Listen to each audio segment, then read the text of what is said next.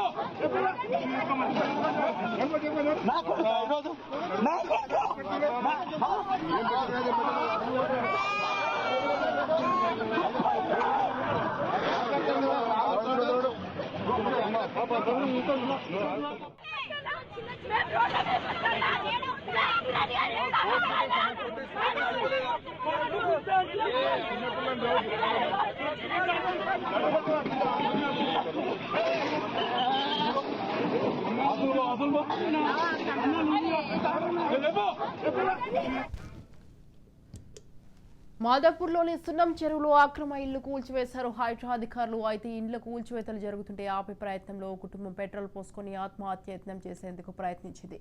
దీంతో హైడ్రా అధికారులు పోలీసులకు ఫిర్యాదు చేశారు. హైడ్రా అధికారులు ఇచ్చిన ఫిర్యాదు మేరకు ఆత్మహత్య యత్నానికి ప్రయత్నించిన కుటుంబ సభ్యులపై పోలీసులు కేసు నమోదు చేశారు.